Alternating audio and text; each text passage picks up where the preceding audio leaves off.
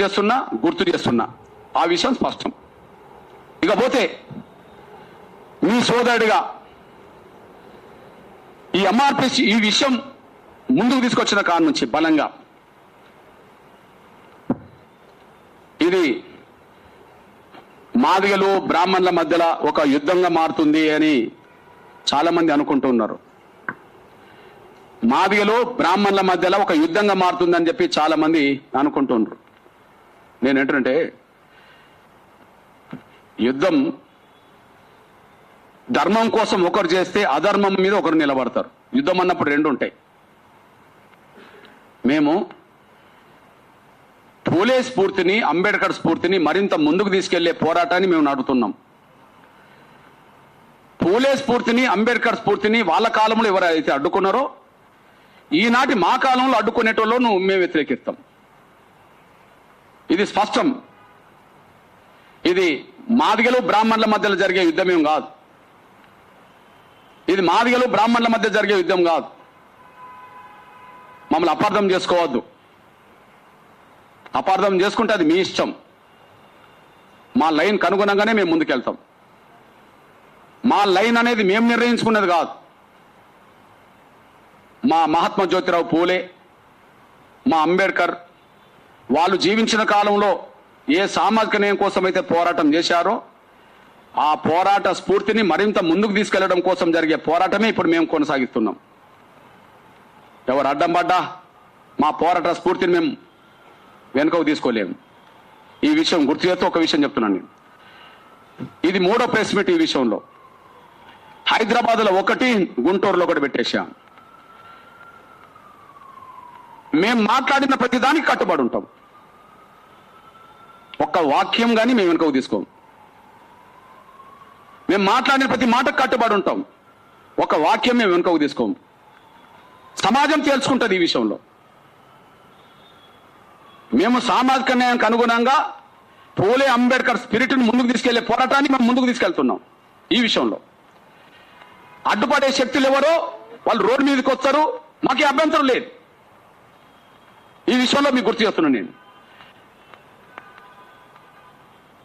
నేను ఒక దేనికి కట్టుబడి ఉన్నా, 3 విషయాలు కట్టుబడి ఉన్నా. నంబర్ 1, ఈ ఆర్డర్ రావడానికి ఆనాడు దేశంలో కీలకమైన పాత్ర పోషించిన 4 బ్రాహ్మణులని నేను అన్నా. దానికి నేను కట్టుబడి ఉన్నా. 4 బ్రాహ్మణులు అంటే మీరు బ్రాహ్మణులందరూ ఎందుకు భుజం తడుపుకుంటారు? వాళ్ళు కాదా? ఇది దళితుల మీద వివక్షతో కూడిన ఆర్డర్ కాదా? ఎందుకు ఎస్సీలనే పెట్టాలి? ఎందుకు బీసీలను పెట్టాలి? ఎందుకు ఓసీలను పెట్టాలి? ఈ దేశానికి క్రైస్తవ మతం తీసుకొచ్చింది చదువుకున్న వాళ్ళే కదా, అగ్రకులాల వాళ్ళే కదా. ఈ ఆర్డర్ మా మీద కత్తి వేలాడబెట్టినట్టు చేసింది కదా. ఈ ఆర్డర్ తీసుకొచ్చింది 4 బ్రాహ్మణులు అంటున్నా. కాదని చెప్పానండి. పేరు చెప్తే వాళ్ళ సామాజిక హోదా చెప్తే తప్పెట్లవుతుంది? ఎవరో మేము తేల్చాలి కదా. నంబర్ 1, ఆర్డర్ తీసింది రాష్ట్రపతి. ఆర్డర్ తీసింది రాజేంద్ర ప్రసాద్ బ్రాహ్మణ్.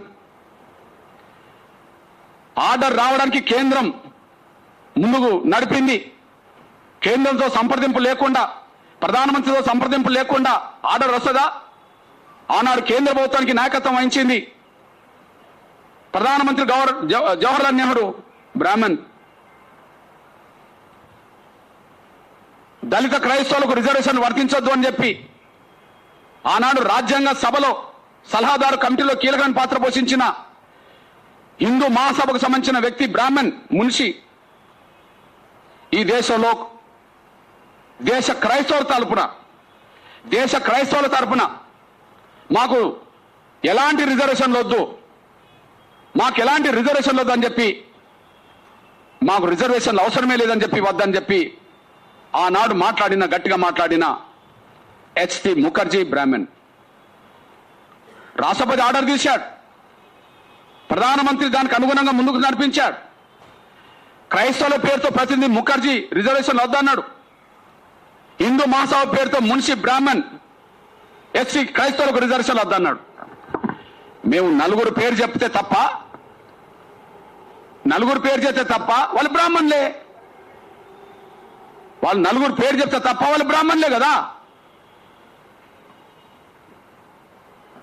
హిందూ ప్రతినిధి మీరే, క్రైస్తవ ప్రతినిధి మీరే, ప్రధానమంత్రి మీరే, రాష్ట్రపతి మీరే. ఎవరికి వర్తింపజేయని ఆర్డర్ మా మెడ మీద కత్తి పెట్టేలాగా చేసి తీసుకొచ్చింది మీరే. నలుగురు బ్రాహ్మణులే ఈ ఆర్డర్ రావడానికి కారణం, వాళ్ళే కుట్రదారులు అంటున్నా. మేము ఈ మాట ఎందుకు ఉపసరించుకుంటాం? అవసరం ఏంటి? 100% 1000 సార్లు చెప్తాం వాళ్ళు నలుగురు బ్రాహ్మణులే అని.